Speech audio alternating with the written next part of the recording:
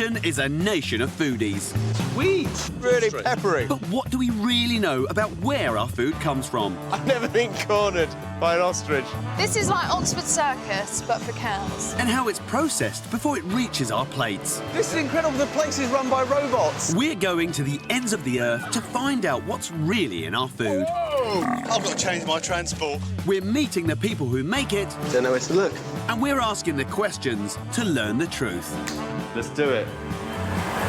On tonight's Food Unwrapped, I'm looking quite butch now. I'm in Bulgaria, sniffing out how the essence of a rose gets into our food and drink.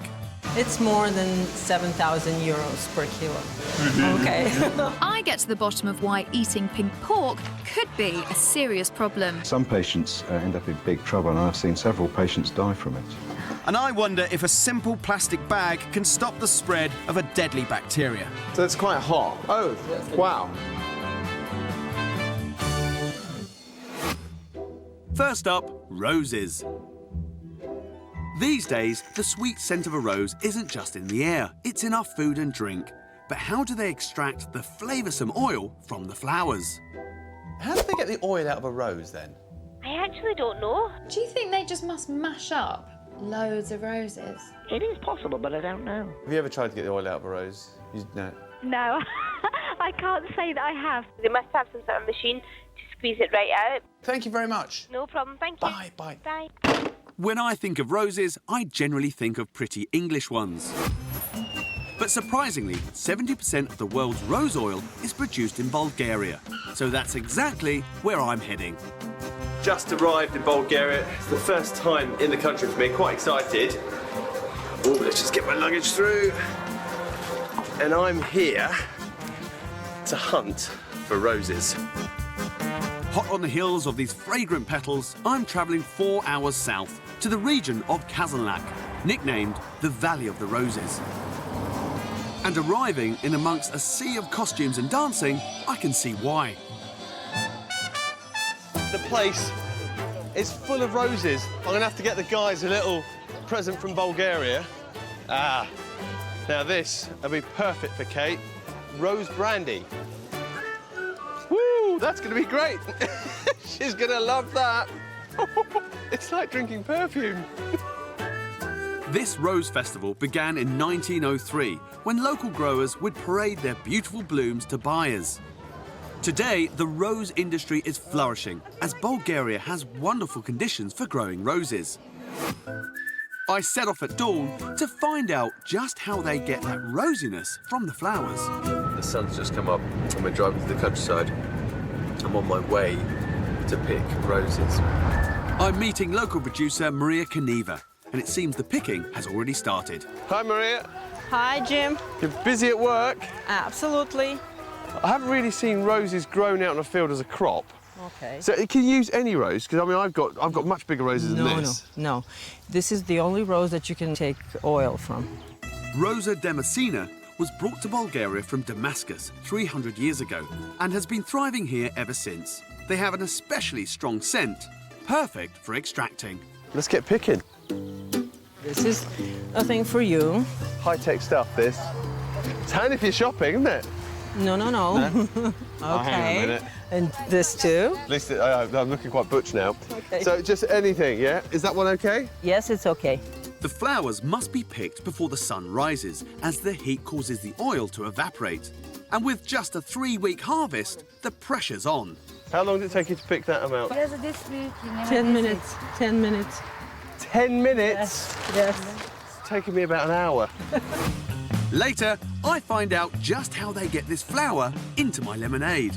It smells amazing. It's like if you boiled up 1,000 old ladies, this is what it'd smell like. Next up, pork. While Jim's breaking his back picking petals, I'm kicking back with a barbecue in Cornwall. Lovely. Oh, look at that. Now, I know that you shouldn't eat pork pink. Not entirely sure why. Got this bad boy here, burnt on the outside. Probably a little bit pink in the middle. A familiar sight, maybe.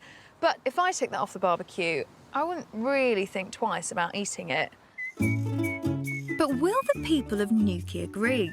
This is beautiful, and it's full of hungry punters. Would you like one of those, perhaps? No, I'll pass. Thanks. Okay. Not looking too healthy. Why is that? It's pink. It signifies that it's raw. But then why is a rare steak okay to eat? Well, that's a good question. I mean, would you eat that sausage I sandwich? certainly would do, yeah. Don't see anything wrong with that sausage. Not at all, no. You've got more balls than me, I can tell you that. I would like to think so. There must be something unique to pork that's cause for concern.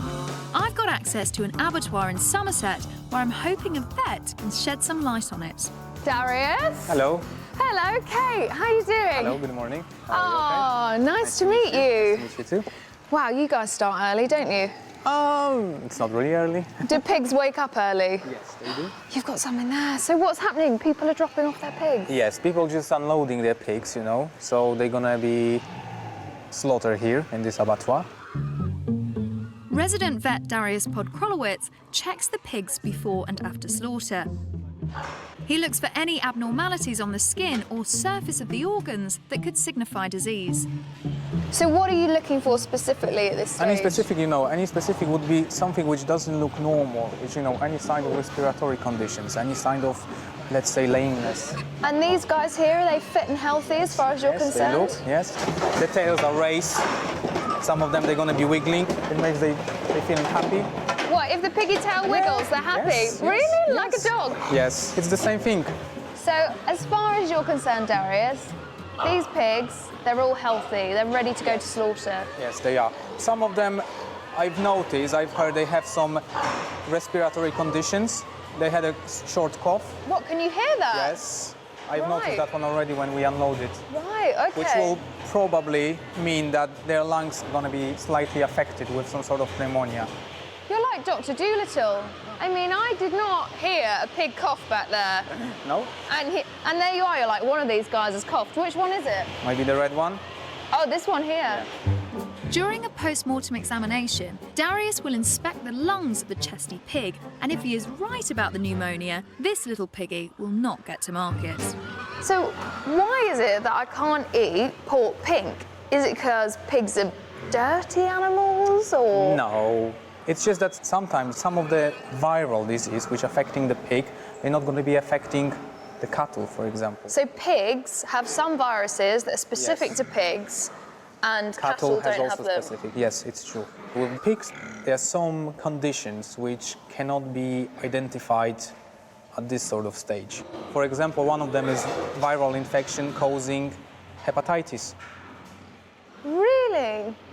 So a pig can actually contain hepatitis, and that's one of the key differences between a pig and, say, a cow. So that Yes. cow could never, ever have hepatitis, but a pig could have hepatitis. Yes. I mean, what kind of hepatitis? Hepatitis E. Hepatitis E? I didn't even know that existed. Is that dangerous for me, or is there a problem if I was to eat a pig that actually did have hepatitis E? It would be. It could be a problem if you would have eaten undercooked pork. Because what, is the virus still alive? Could be. One could survive in the meat. Pigs contract Hep E from each other, but it's impossible to know if a pig is infected by just looking at it. Most abattoirs don't have a regular testing regime, and so little is known about the prevalence of the virus. But one study suggests 10% of sausages carry the disease. So I've heard what a vet has to say when it comes to eating pork pink. I need to know more about hepatitis E. I think I need to see a doctor.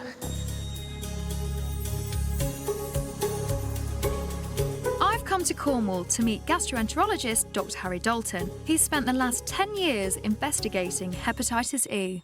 So, Harry, should I be worried about eating rare pork? Well, I think there are some risks. I mean, the traditional risks are trichinella, which is a worm which is found in pork.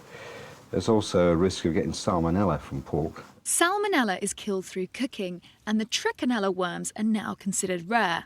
What I'm seeing more and more is patients with hepatitis E. One way that patients may contract this is by eating undercooked or uncooked pork products. Really? Yeah. Eating pink pork is one of only a few ways that Hep E can be contracted, and cases of Hep E in the UK are rising. from 124 in 2003 to 691 in 2013. Most patients who get infected actually don't have any symptoms, are perfectly well. But some patients who've got a previously damaged liver end up in big trouble, and I've seen several patients die from it. That is shocking. Next up, oven bags. The FSA have found that 70% of chickens sold in the UK are contaminated with the deadly Campylobacter bug. But could a simple plastic bag prevent it spreading throughout our kitchens? Now, this recent trend for cooking food in plastic bags is quite alien to me as a chef. I like to get involved and touch things, but then I saw this chicken in a plastic bag, and it could be a really good idea because you're not touching the chicken, you're therefore not going to spread bacteria around the place. But what I don't understand is how you can put this chicken in this plastic bag in a very hot oven and the bag's not melting all over your chicken. Just how do they do it? So how is it I can put this chicken in a plastic bag in the oven? Is that going to be safe? I would put plastic in an oven. Don't put plastic in the oven, OK.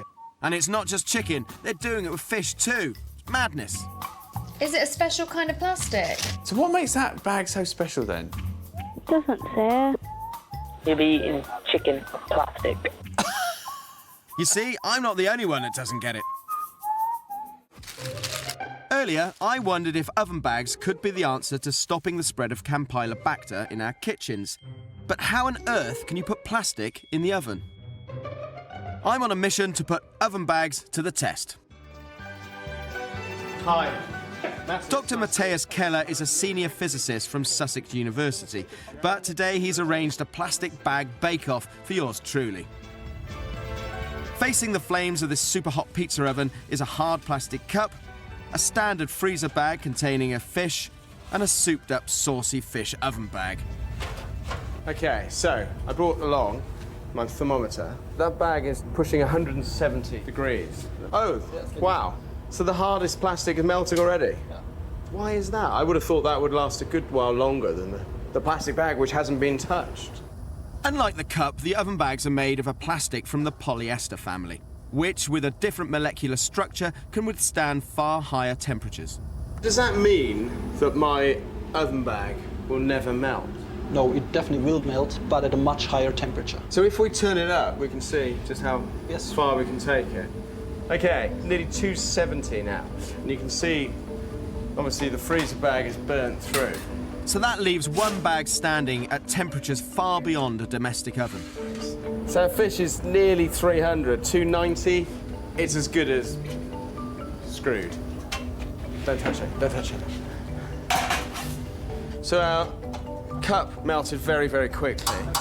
The freezer bag, that lasted a lot longer, but that was the cooling effect of the fish Exactly, that's the fish inside. Now this one, this is our oven bag.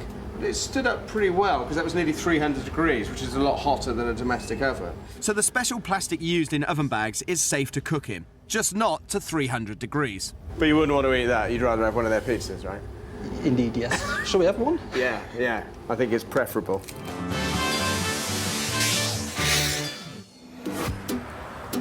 In Bulgaria, I'm trying to get to the bottom of how you get oil out of a rose.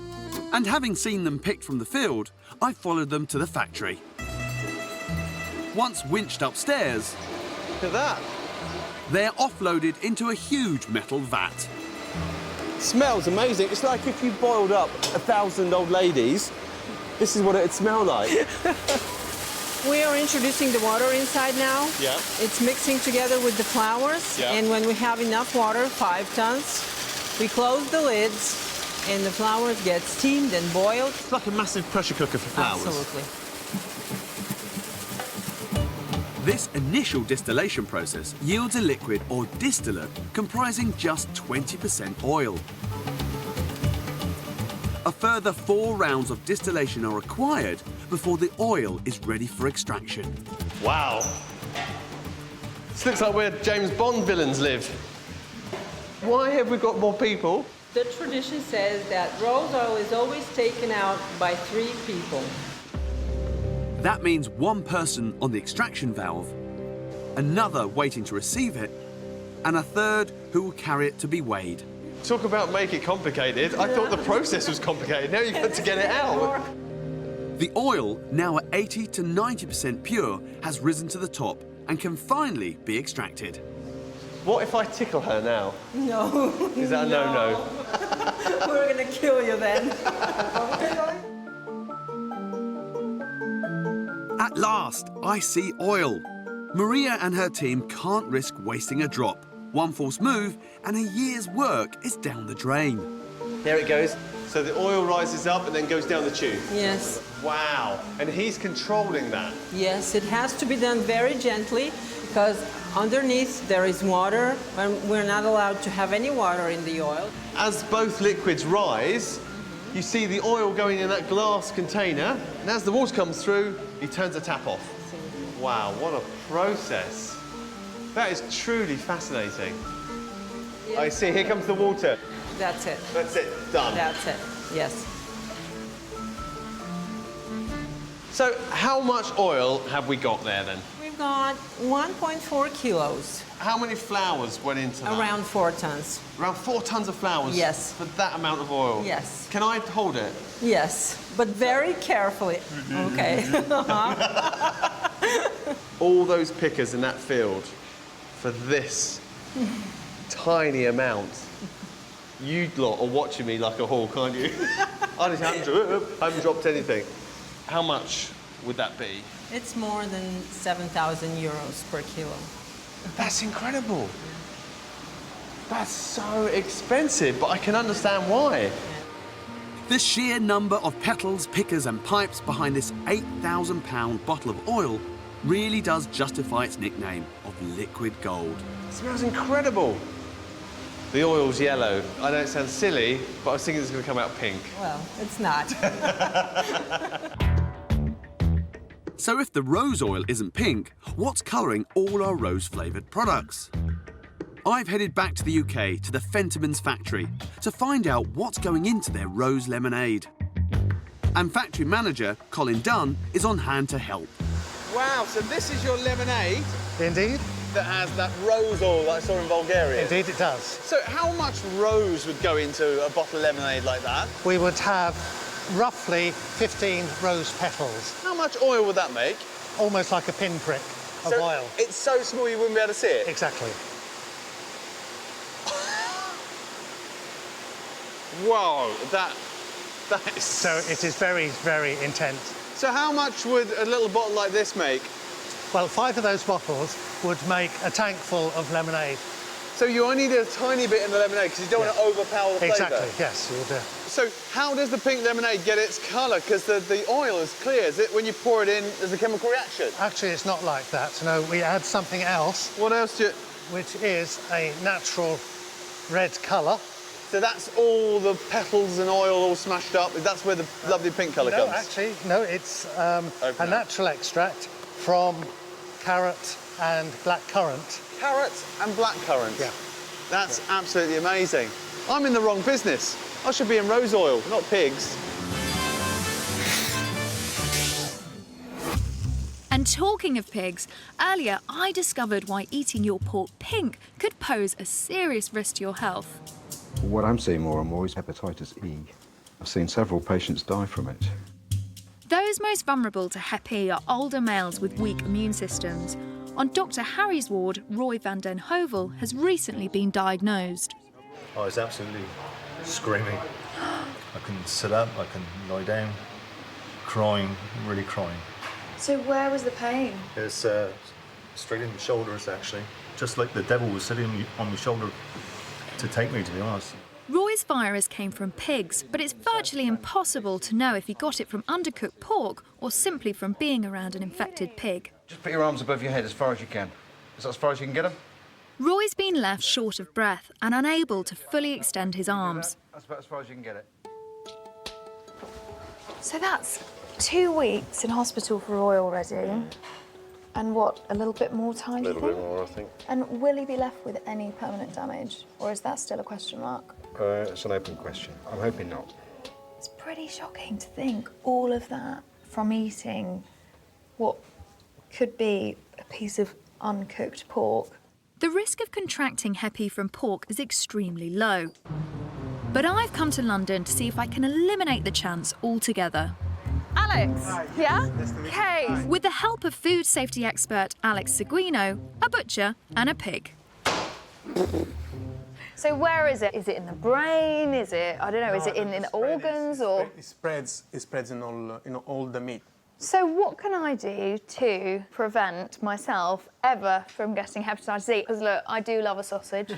If I freeze it, is that going to get rid of it? No, I'm afraid not. How about if I wash it? Would that get rid of it? No, that won't work either. How do you get rid of hepatitis E? By cooking the meat all the way through at a temperature about 71 degrees. Right, I think we need to cook some pig. The FSA recently found that nearly 30% of people don't check their bangers before chowing down. That is a beautiful chop. I want to see just how long it takes to get these bad boys to the magic 71 degrees. I think we should put the probe in. Let's see how hot these are. It's about 35. 35? OK, right, we've got to keep going. These steaks are getting completely charred. Should we give it another prod? Another go. Oh, OK, that's 40 degrees. We're getting there. Now, if I was at home, this is the point at which I probably would have taken this steak off the barbecue. Now, we tested it. It's actually 40 degrees. Let's have a little look. That is pink. You don't want to eat that. Boy, we're getting smoked out. OK, stick it in. 72. OK, 74. jackpot. It took nearly 15 minutes to get these fellas up to the right temperature. But have a look at that. Let's have a little taste. Who wants a bit? You're gonna try a bit? You're gonna try a bit? Alex, come on, get in there. Right, okay, going in. Way too much charcoal on that. For less charcoal, I'd turn your barbie down a bit. But make sure your pork's up to the crucial 71 degrees to guarantee it's free from Hep E.